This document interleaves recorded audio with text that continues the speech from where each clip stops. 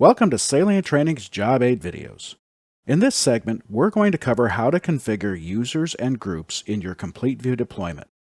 Setting up users and groups correctly is key to managing access, maintaining security, and giving people the right level of control in the system. Whether you're working with built-in VMS accounts or integrating with Active Directory, we'll walk through the full process, from creating users and groups to assigning permissions, views, and access to cameras and maps. It's a straightforward setup once you know the steps, and we'll cover them all in this video. So let's get started. In CompleteView, access and permissions are cumulative. That means a user gets all the access and permissions from every group they're in, plus any access and permissions assigned directly to their user account. But here's the catch, and it's an important one. When you create a new user, they automatically get a set of default permissions. And unless you change those, the default permissions stay. So even if you assign them to a group that's more limited, they still have access to everything from their original individual settings. This can lead to users having more access than they should, which can be a big problem for security and compliance. To avoid surprises, start with a clean slate. Remove individual access and let groups do the work. So remember, always remove a user's individual access after creation, and then use groups to manage your access consistently. Creating a new user is a straightforward process. The easiest way to do it is by going to the Users and Groups section in the Configuration menu at the bottom left. From there, just right-click on Users and choose either New VMS User or New AD User, depending on what you need. If your system is connected to Active Directory and you choose New AD User, you'll be taken to the Active Directory interface where you can search for users in your domain. Once the results appear, just select the users that you want to add and then import them into CompleteView. Just like VMS users, Active Directory users can be configured with individual permissions.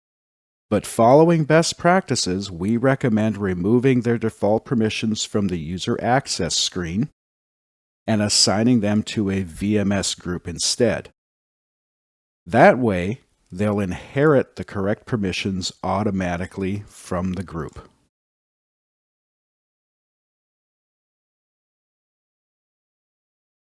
If you select New VMS User, a new entry will appear in the user list, and your cursor will be placed in the username field at the top of the user configuration window.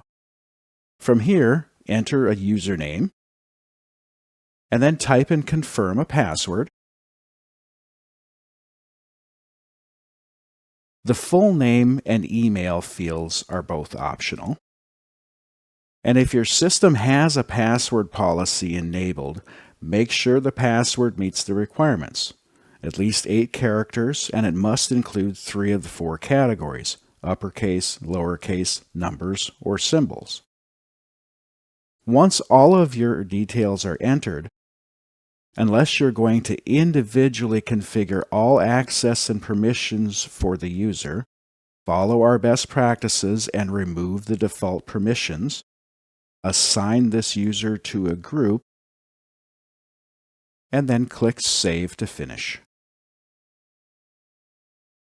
Creating groups follows the exact same process. Just like with users, you'll go to the Groups section, right-click on Groups, and choose either New VMS Group or New AD Group. If you're connected to the Active Directory, importing AD groups works the same as AD users. Search, select, and import. If you're creating a VMS group, select that option, enter your group name, select Save, and then you're ready to configure your group settings. Now, probably the most common step when setting up a system is creating the admin accounts. There are two ways to do this, and I refer to them as creating a good admin or a bad admin. Now, both of these admin accounts have the same access and permissions. The good or bad labels are just semantics. It's about how those permissions are granted. To make a good admin, simply select the user that you want and elevate them to admin status by putting them into the administrators group. If you go the other way, you can select the administrators group from the list, and then you can assign multiple users to that group just by selecting their name from the list.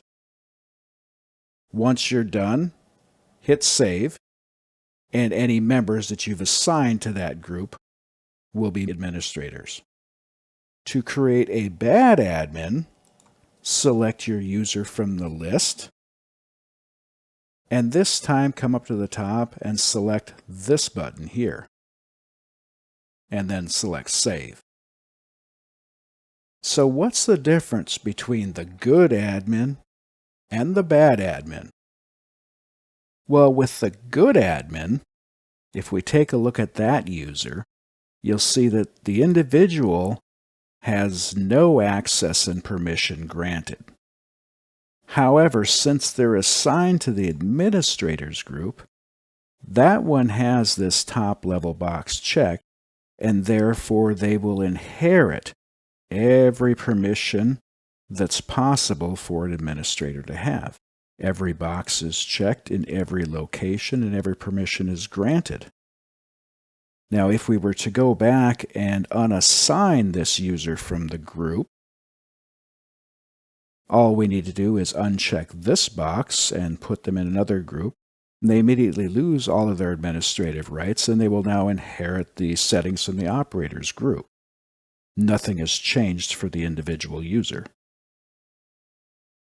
The bad admin, though, if we look at that, once we check this box, every box for that individual user has been checked. And the problem that we have here is if we come up and uncheck the admin box and we remove those permissions, you'll notice that the boxes do not get unchecked, and they still have all of their access and permissions. The only thing that really leaves is they lose access to configure and maintenance. So when we remove those rights from admin, they still have access to everything else, and we would have to undo that for the user. So while both methods work, make sure you're creating good admins on your system. Don't check this box up here. Assign them to the administrators group.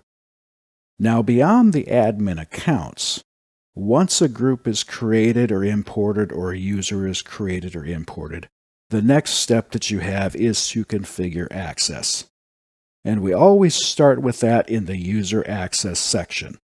This is where you'll define which modules the user or group can access in the CompleteView client and how that experience is customized for them. As we've mentioned, configuring access and permissions follows the same process whether you're working with an individual user or a group. Now, this process always begins with user access, and in this section, we'll configure module access and client customization. Under module access, CompleteView grants access by default to the following modules: Dashboard, Live View, Alarm View, and Playback. Unchecking any of these boxes will deny access to that module for the selected user or group. The Configure and Maintenance modules are reserved for administrators. These cannot be enabled unless the user is elevated to a CompleteView admin.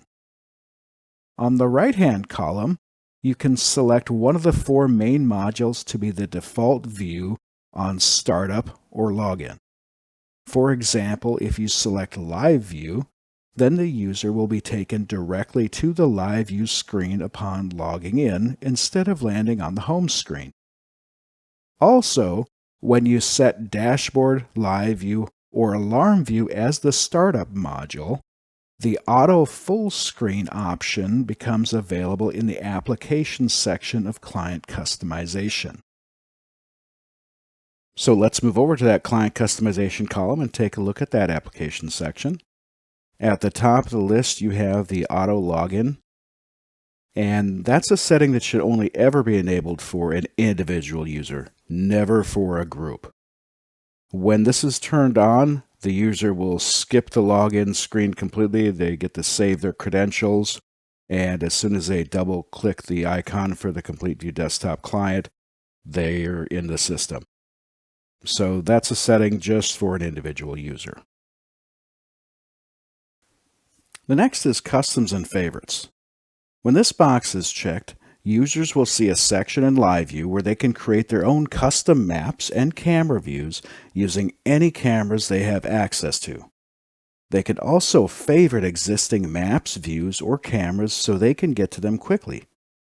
If you uncheck this box, you turn this section off so it disappears from the user completely, and they will not be able to access that. Servers and Cameras lets the user browse a list of all the recording servers and cameras that they have access to.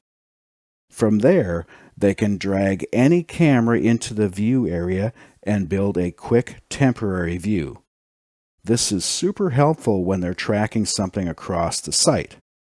If this is unchecked, that list won't show up, and they will not be able to create those temporary views. The next one is Server IP Address. This one is pretty straightforward. When the box is checked, when a user is in Live View and they look at a camera tile, across the top it will display the server IP address along with the camera ID number and the camera name. If the box is unchecked, then they'll see the camera ID, the camera name, and the name of the recording server instead of the IP.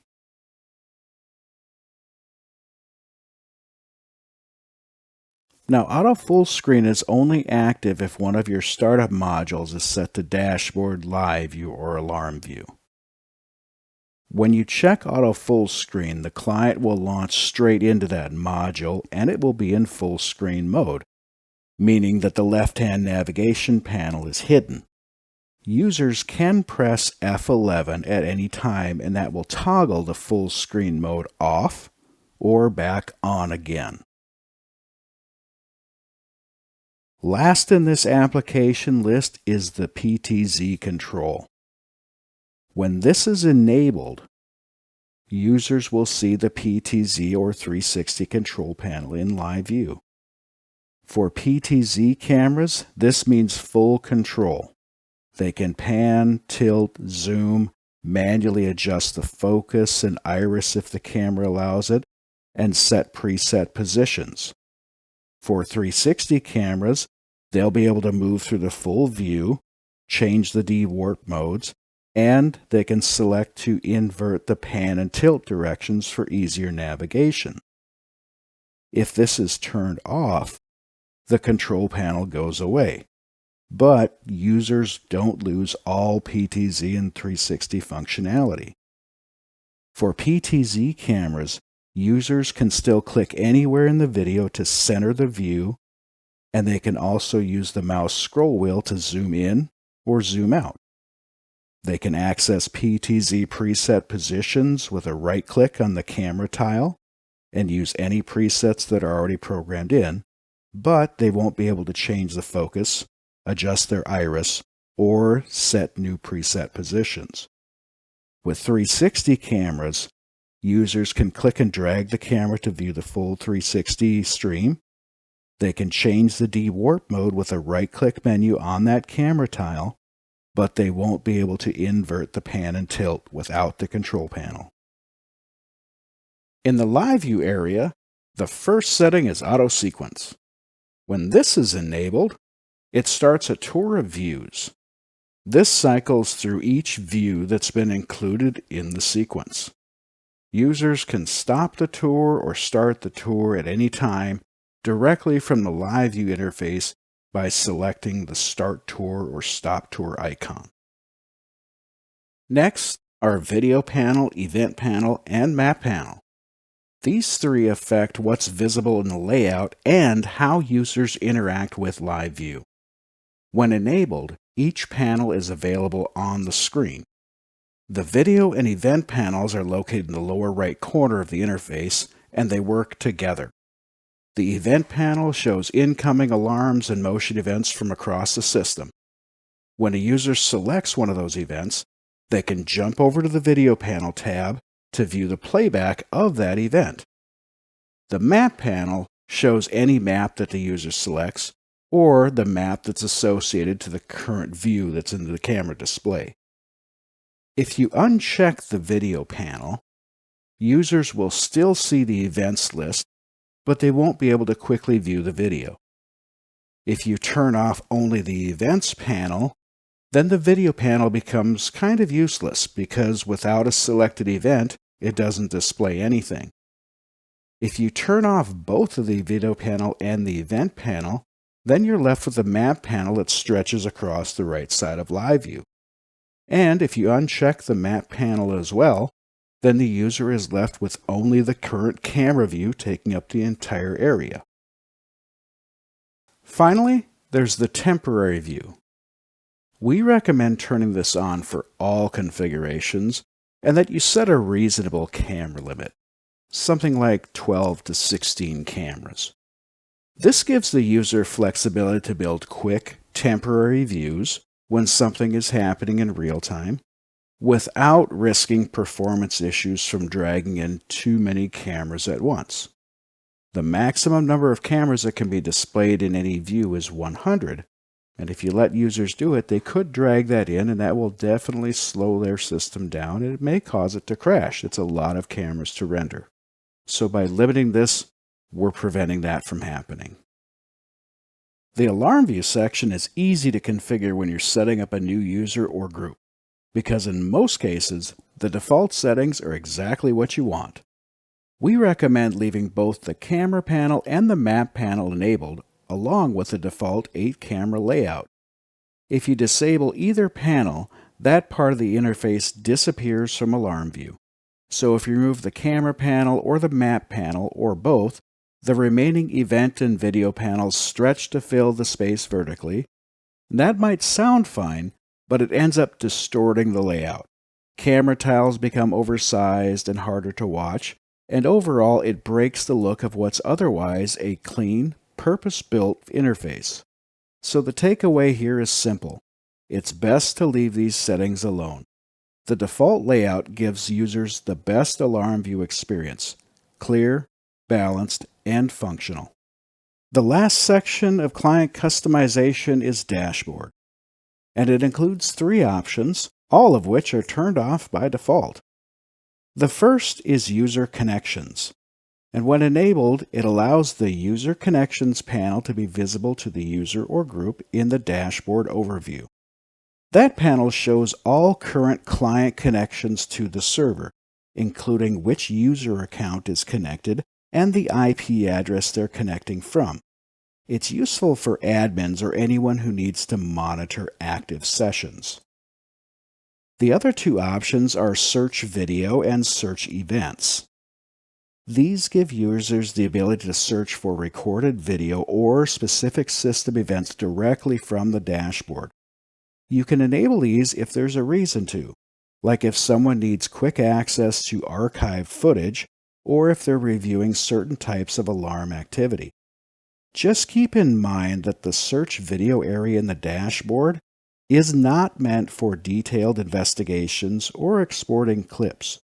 That kind of work should be done in the playback section of CompleteView, where users have full control over the video timeline and export tools. That wraps up the application settings under Client Customization. Now we'll move on to the next tab, where we've got Client Views Access.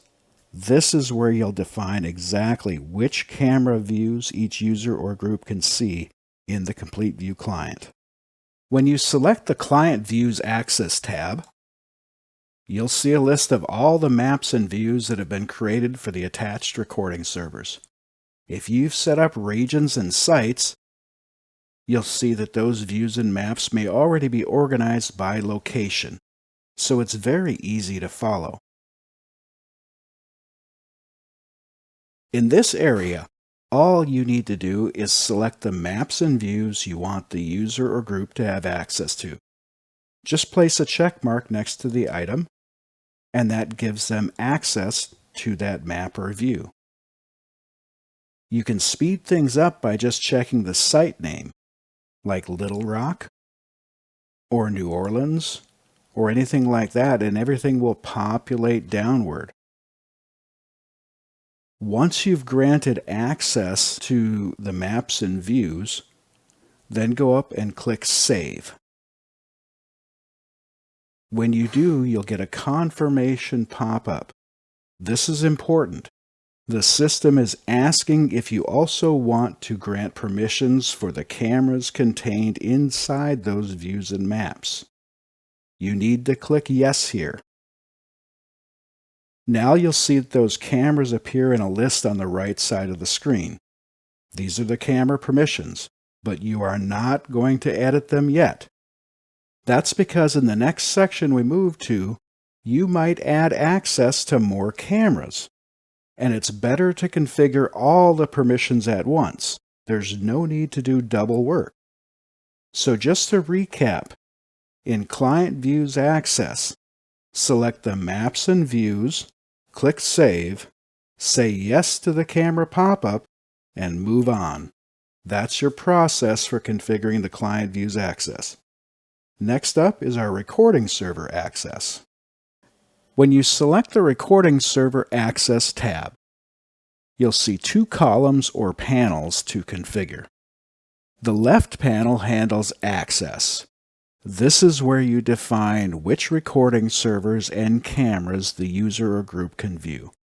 Depending on what you selected in Client Views Access, some of the checkboxes might already be filled in.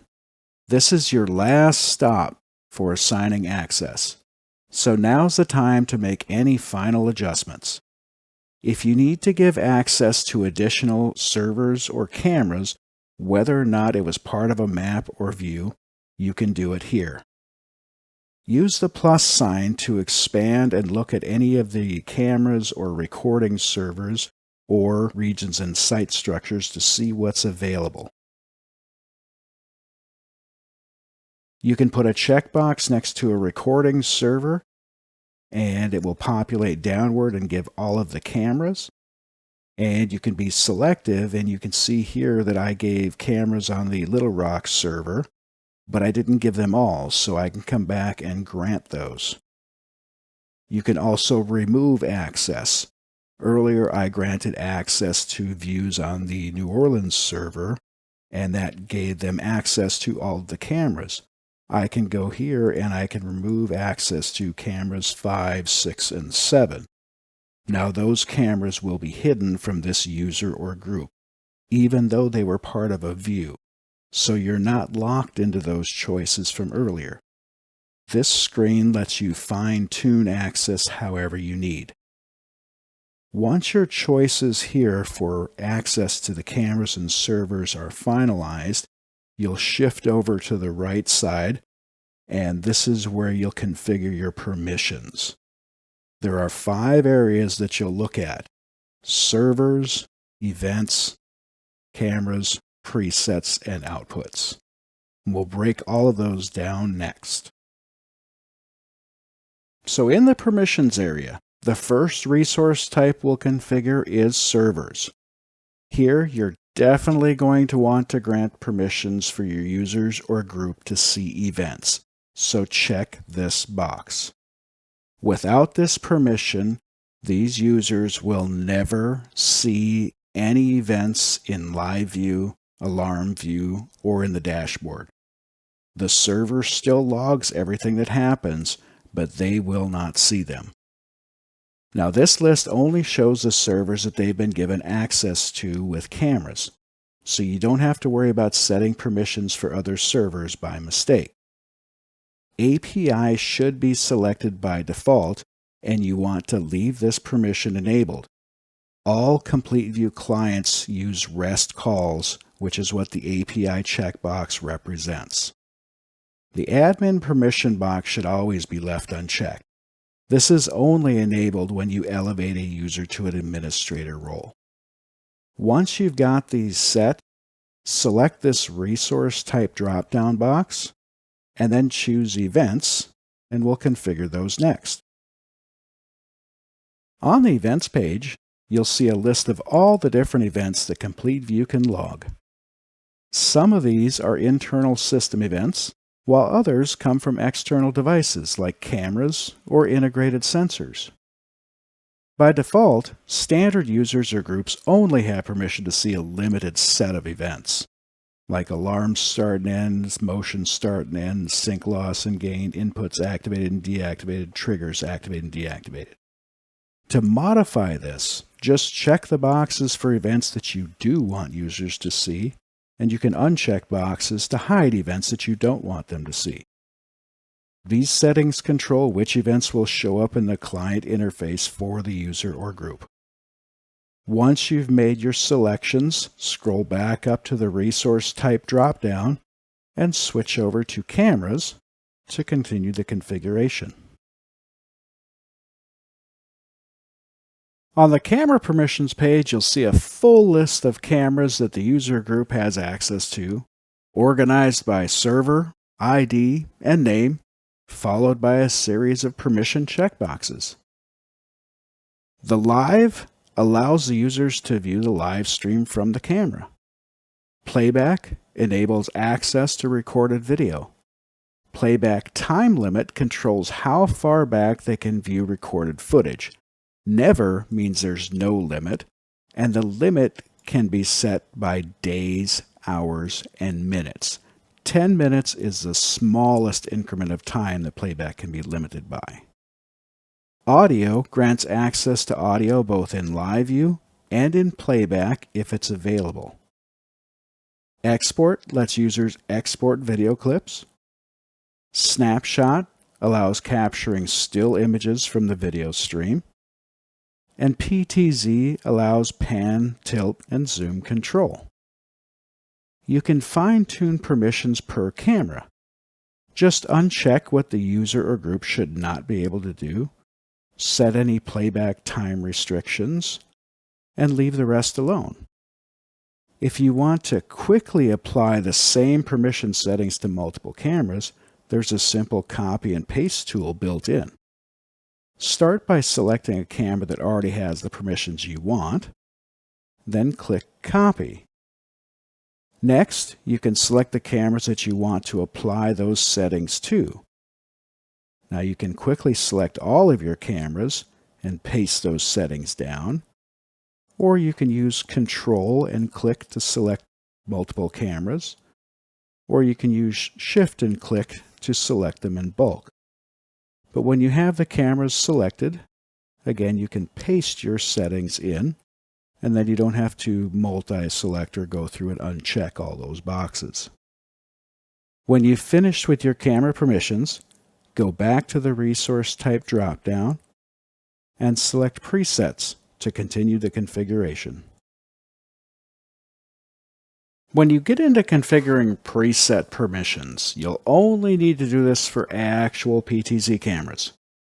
Changing these settings for cameras using digital PTZ has no effect. All non-PTZ cameras have hard-coded digital PTZ functionality, and they're easy to identify because they all use the same names: home, top left, top right, top, so on. You look through this list, you'll see all of these are digital PTZ cameras until I get down the list to my camera number 17 on my New Orleans server, and there you can see I have a real PTZ camera with 100 different presets. This is where I can control whether the user or group can set and show each preset. If you want them to have the permission, leave the box checked. If you don't want them to have the permission, uncheck the boxes to restrict that access. You can use the same copy and paste techniques. So I can go through and remove permissions for certain presets. And I can blank one out like this. I can copy that. I can select a bunch of presets and paste those down and blank that out. I can leave these active. So you have the ability to set whatever you like for that camera. Once you're done with this, then you move on to the final permissions section, which is outputs.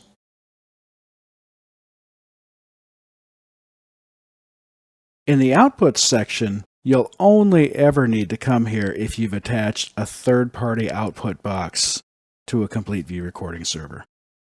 If you're going to use it with CompleteView, you must grant users or groups permission to activate those outputs through the CompleteView interface. Here you'll see the name of the recording server where that box is attached. You'll see the output device listed. You'll see all of the outputs, and over in this column, you have a box where you can set it up so that this user or group can activate specific outputs. Placing a check in the box grants permission to activate. Leaving the box empty denies permission. Once you've configured your output settings, make sure you save your configuration.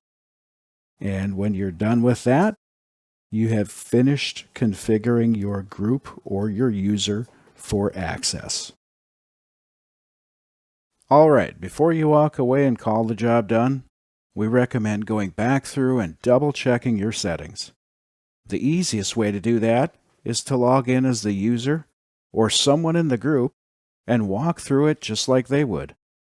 Make sure they can see all the intended views, access the right areas, see the correct events, playback video, export if needed, and do everything they're supposed to do on the system. If anything's off, jump back into config and make the needed changes.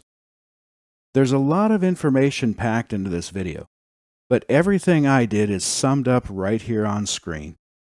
This is your reference. These are the steps. It's the same process I walked you through, start to finish. If you follow this, you'll be in good shape. And once everything checks out, you're done. If you found this video helpful, follow us for more job aids and user training content. And if you've got an idea for a future video, we'd love to hear it. Leave us a comment or send an email to training@salientsys.com. Thanks for watching.